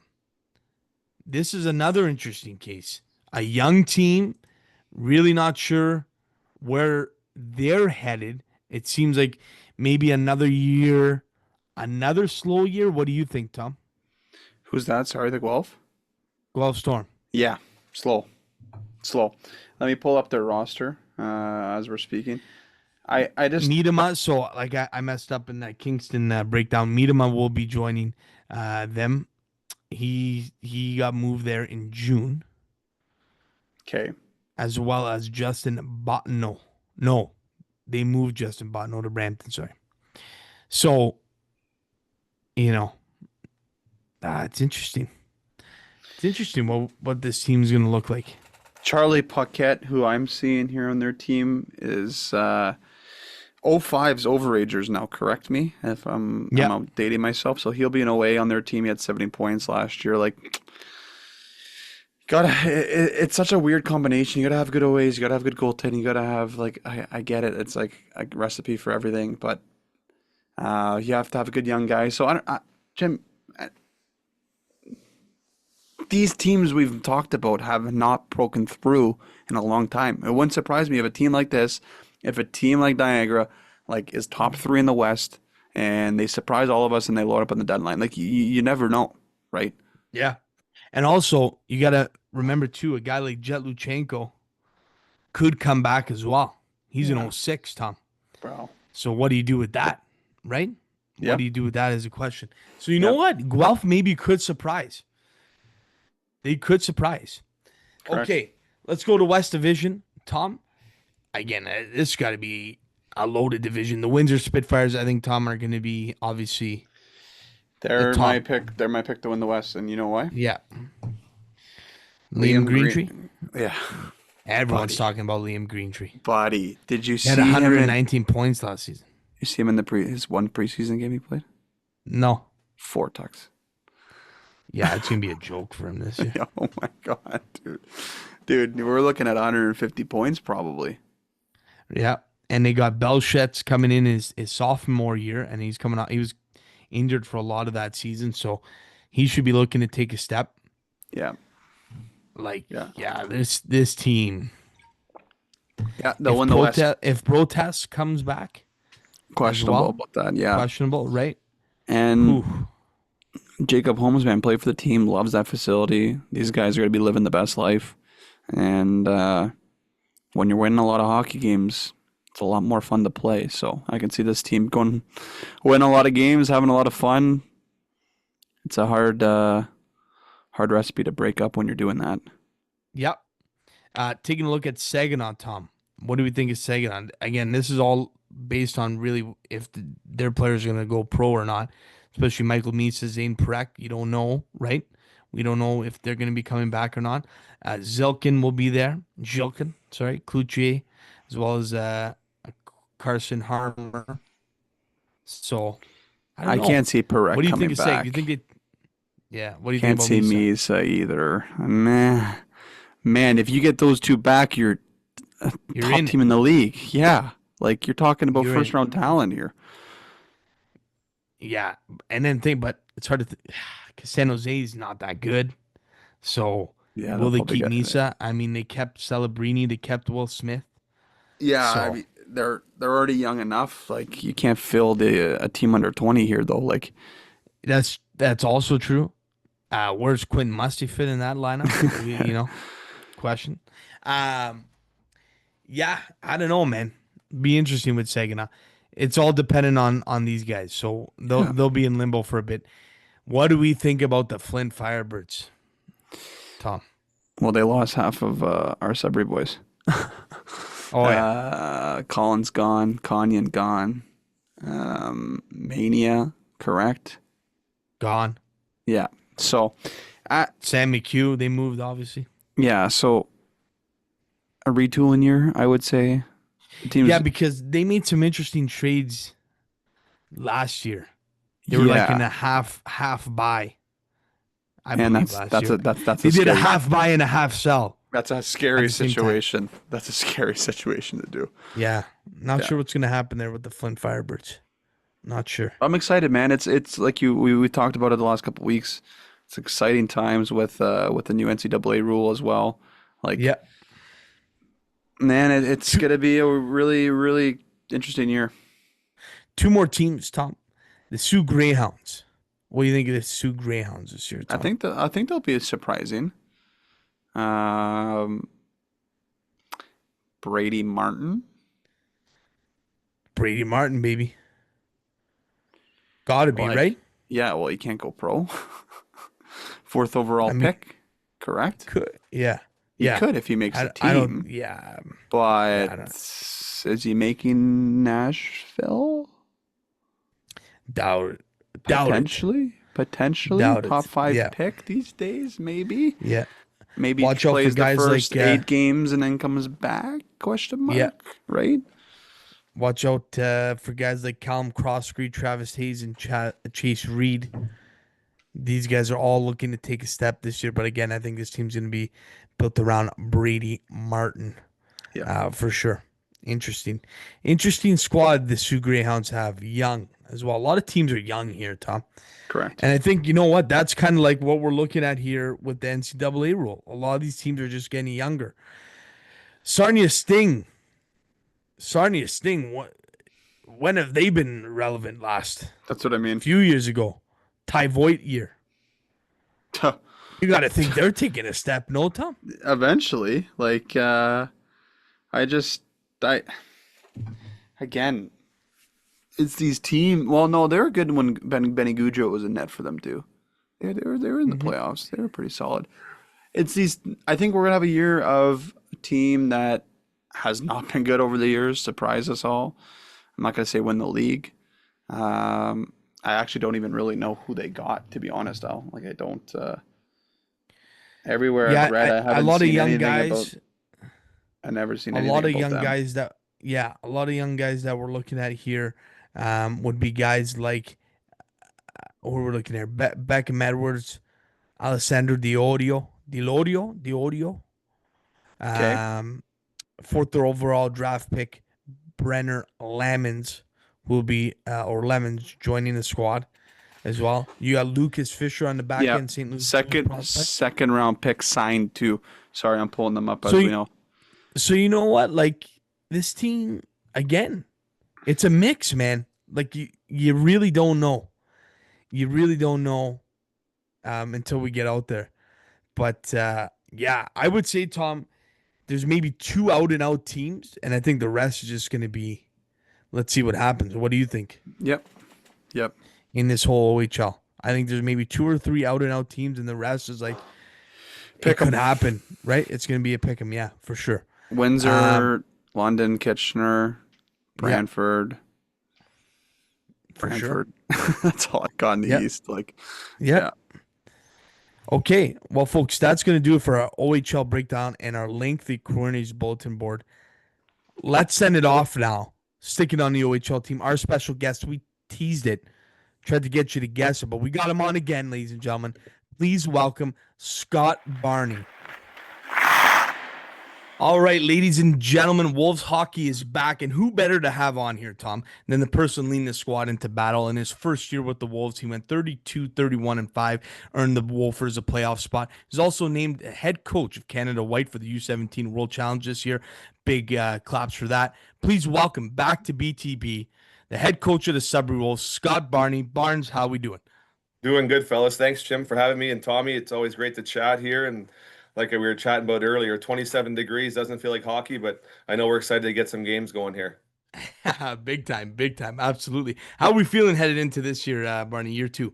Yeah, it's good, right? Obviously, we got a lot of changes there in the lineup, right? Some guys in, some guys out. Obviously, some stuff going on with the new college rules and stuff. So I think a lot of feeling out for some teams. But I know the guys are excited to get in front of the fans here and can't wait to get going.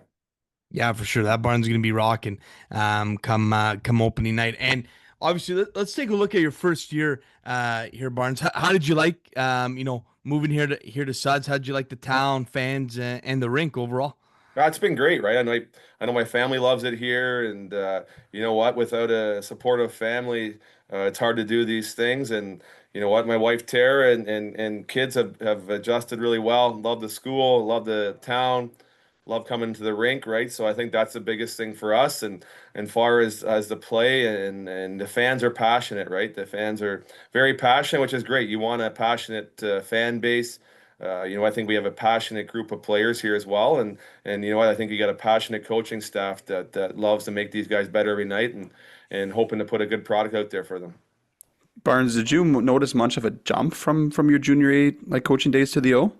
I think in the end, obviously, you notice a jump in the pace of play, right, and Mm-hmm. the skill of some of the players, and sometimes in junior A you got older clubs, and sometimes you have younger clubs, and where I was always sometimes a little bit younger, but the same difference handling different players, setting a culture that you want, setting a room how you want it, and I think coming back this year, the returning guys know how our staff want things run, and it's been really smooth from that end since from day one of camp to today. For sure, for Yeah, big sure. Go big ahead, time. Jim. Yeah, yeah. And you just mentioned the word culture, but I remember last year's interview, that was a big thing for you, was to set the culture. So I guess, how did you find that implementation? And I'll be honest, we haven't seen a Wolves team play that hard in a long time.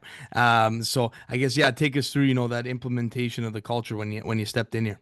Yeah, I think what the biggest thing is, hockey's a simple game when you break it down, but for us, we want to teach these guys life lessons when they go on to it's the next level. If it's the highest level in the NHL, American League, East Coast League, U Sports, but in reality, you know what? Hockey comes to an end at some point. You got to teach these guys stuff for the real world, right? And I think that's huge for us, and making sure when those guys go to situations, if it's in the American League, if it's in the NHL, that they're ready to play, and doesn't take them a year or two to get used to how the coach wants to play. So I think that's been huge for us, and obviously discipline was up and down there at times, and we had guys sitting out because of it. We had guys getting opportunities because of it. And I think one big thing that we try to instill is that it doesn't matter if you're like a first round pick or a walk on player or the youngest player on the team. You know what? You're going to play because you deserve to play. And I think we've done that. We're doing that again here this season again as well. And players are in spots, and I think that's great. That's what you need, competition, and that makes our practices a lot stronger as well.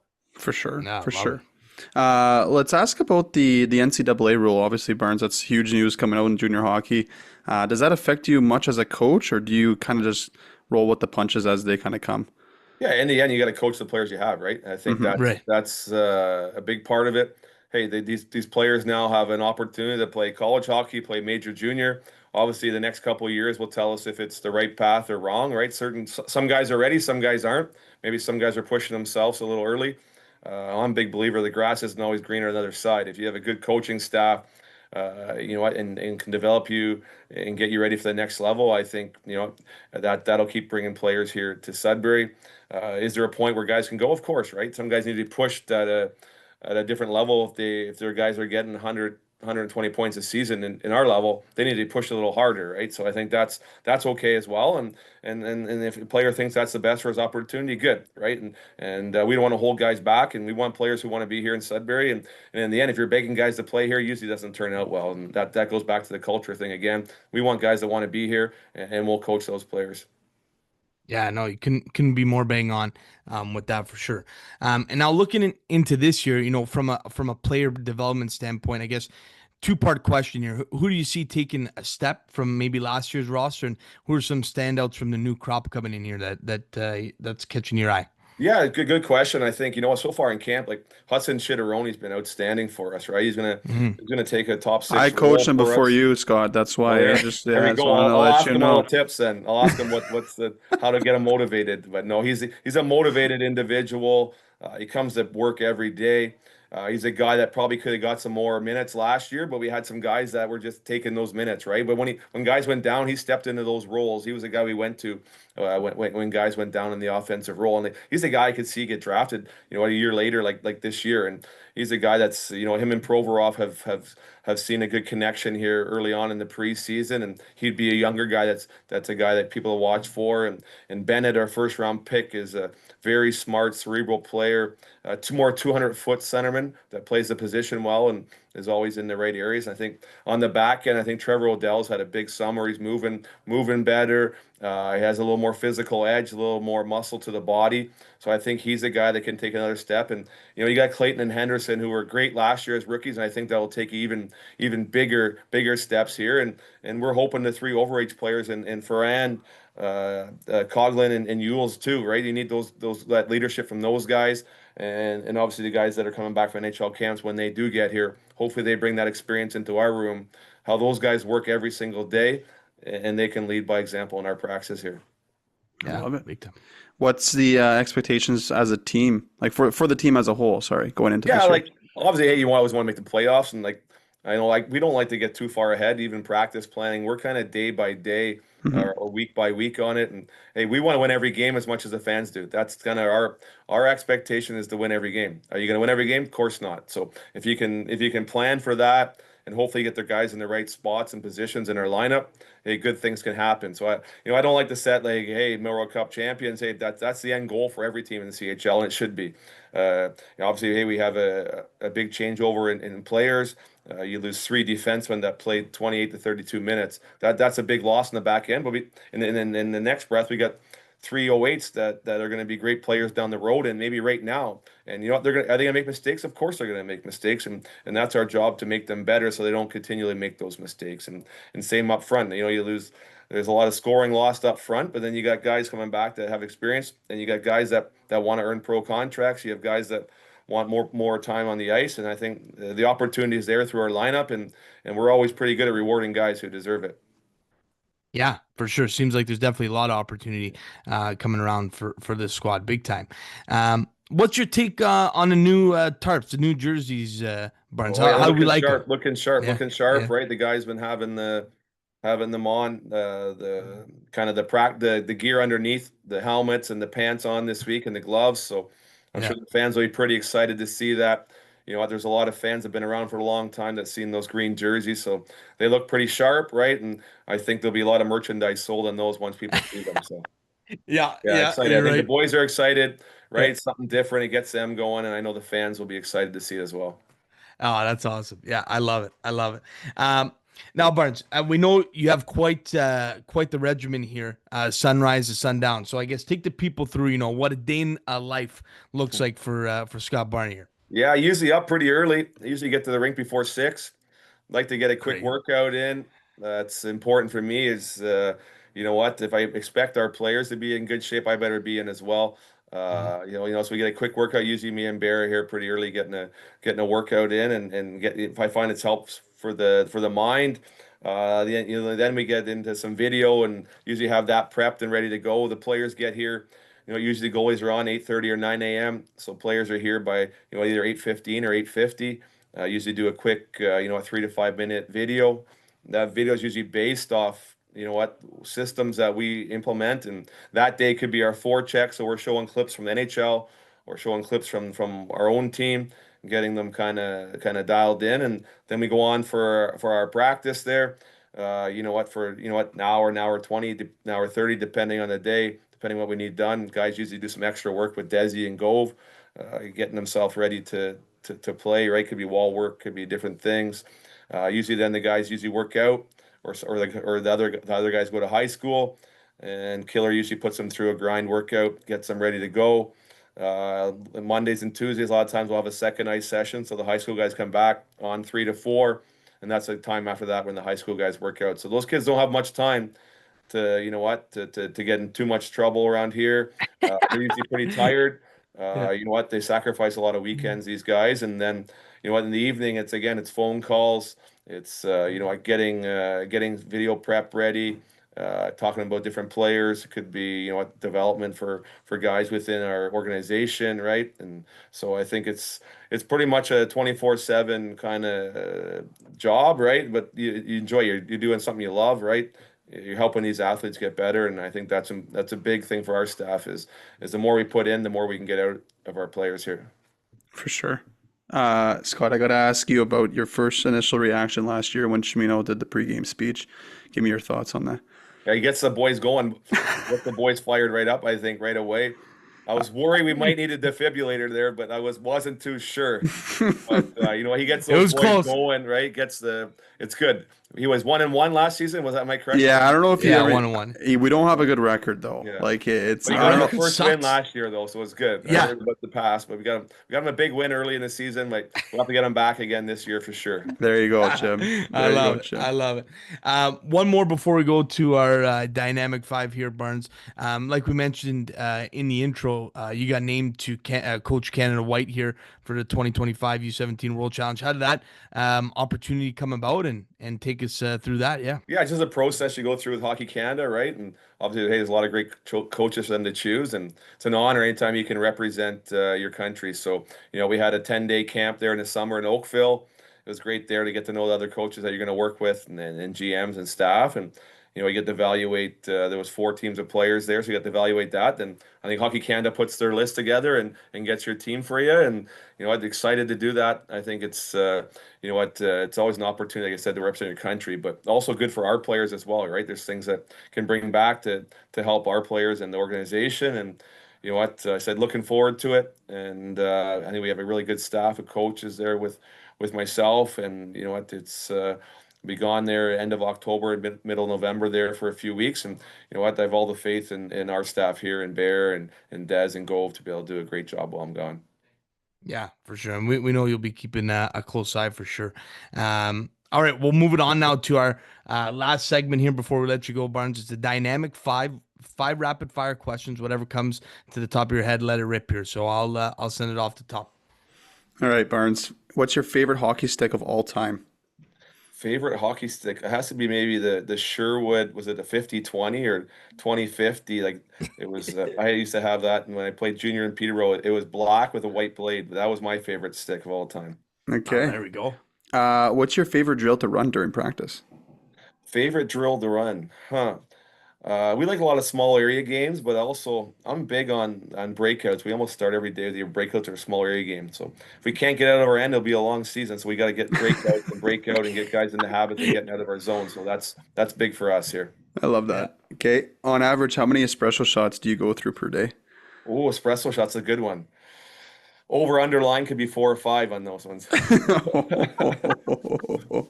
Okay. Your favorite road trip during the season?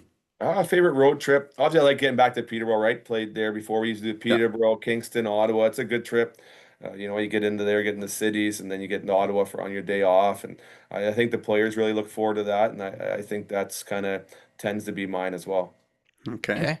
And last one, favorite Sudbury restaurant. I don't know if we asked you this last time, but I've seen Chim in there before with my family. I think it's Del Gusto so far. It's been we like seeing it go like there. The kids like going there. You got the oven cooked pizzas or pasta dishes in there. You get that it's a charity bread. Usually start with 2 orders of it. Usually have 4 or 5 by the end, right? So it's good food there, right? It's obviously a family run business, and it's good to support those local businesses for sure. Yeah, big time. Well, Barnes, thanks a lot for taking the time here to chat with us. Obviously, best of luck this season, and we'll see you around the rink. So thanks a lot, man. We appreciate it. Yeah, thanks, fellas. Appreciate the support as always. Dynamic Therapy Rehabilitation Center helps you reach your full potential. Whether you're an athlete recovering from an injury or looking to improve your well-being, DTRC supports your recovery every step of the way.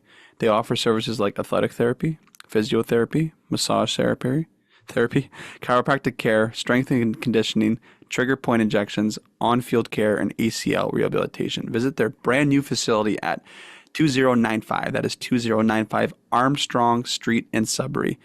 To book an appointment, call them at 705-919-3311 or follow them on their Instagram at DTRC Sudbury for any updates. Get back to feeling great with DTRC, where your recovery is their priority. Yes, sir. I want to go see Matty Berube. I tweaked my hammy big time at soccer. Matty Berube's been getting me back on track. I love walking in there. That staff, they're always greeting you with a smile, happy, ready to go and help you. What a great staff. Patty wants that action bad. He wants us in the gym bad. Man. Yeah, talk about the gym. I'm seeing him for a massage next week, but for my quad, so I'm a little Oh my God, a little worried about this. He is gonna put you through the ringer. Yeah, but I'm gonna get back to feeling great. All right. Yeah, there you go. That's good. Wow. Yeah, shout out Dynamic. We love him. And a big thank you to Scotty Barney as well for coming on. Barnes, one of my all-time favorite Wolves coaches, easily, not even close. And of course, the way he treats us and makes us feel like valued fans across the Wolves Nation. Yep. We appreciate it. We love Barnes, and I hope he gets signed to a 10 by whatever he wants for the rest of it. I want him to be the next Dale Hunter. That's what I want him to be. Yeah. So I hope we can get off our checkbooks and pay him, get off our wallets and pay him whatever he wants and keep him here as long as he wants because I believe and love that man. Great guy. Okay, and great coach. Let's go to 4-pack, folks. Hey, hockey fans, want premium custom jerseys without the premium price? Thread the Needle has you covered. Founded by lifelong hockey lovers, they make top quality, fully custom jerseys starting at just $50. Ordering is easy. Submit your design, improve your concept, and get your jerseys in 3 to 4 weeks. Plus, they offer bulk discounts, quick turnaround, and top-tier customer support. Upgrade your team's look today at threadtheneedle.com. Look good, feel good, play good. BTB has you hooked up with some promos here, folks. $10 off buying 10 or more jerseys each. $15 off each jersey you buy 15 or more, and $20 off 20 jerseys each if you're buying 20 jerseys. Thank you to Thread the Needle for sponsoring the 4-pack. Let's go, Tom. And you guessed it, folks. We're picking OHL teams for this year. OHL teams for the 2025-26 season. Let's take a look who won last year. Sorry, last couple weeks ago. Stand by me here, Tom. Stand by me. Hey, Darling, when you're not darling. home, Oh, I was going other I'll song. be your friend. Was that not the one? No, I Oh, was that's doing Lean the- On Me. I was doing Stand by me. Darling, darling, stand by By me. me. Darling, Oh, stand by me. Good song. Okay. Well, neither of us won, Tom. Yeah, no, you were in team 2. You were in team 2. That No, was I was not. no, you were team 2. What? You're sleeping. You were team 2, What- Tom. what- You won. Pencil case, mechanical pencil, lunch Oh, bag, yeah, and yeah, yeah, highlighters. yeah. Back to school. Back to school. Okay, Tom. You set the order, bud. What do you want? I want 1, and then you get 2. Are we just doing? Perfect. Are we taking 4 teams? That would be 16 teams. No, let's do like 8 total, 4 each. 8 total, 4 each. Okay. Go ahead, Tom. You go. Windsor. Okay. I'll go Brantford. Okay. I'll go Kitchener. Oh, you're going to give me London. I'm going to take London. Okay. Give me. I need someone in the East. Kingston. Give me the Sudbury Wolves. Yeah. You know what I'm gonna do, Al, to go 2 and 2? Give me North Bay. Ooh. Yeah. Ooh. Yeah. Ooh. Now, where do I go, Tom? That's the question. Where do I go with this final pick? Who can it be now? This is man, this is hard. Who to go with? Who to go with? Who to go with? Do I just go completely off the board? That's the question. Do I go completely off the board with this last pick?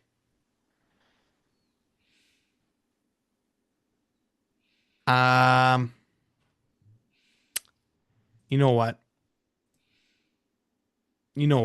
I'll stay with the Saginaw Spirit. Let's go with that. That's probably a bad pick, but we'll take it. You never know. You never know. We're taking Flyers here. Okay, Tommy went with Windsor, Kitchener, Kingston, North Bay. I went with Brantford, London, Sudbury, and the Saginaw Spirit. On to we miss it. We miss anything, Tom? I feel like we always do. What do we miss talking about? Nothing that's coming to the top of my head right now, dude. Me neither. Honestly, nothing really. Very excited, folks, for this home opener.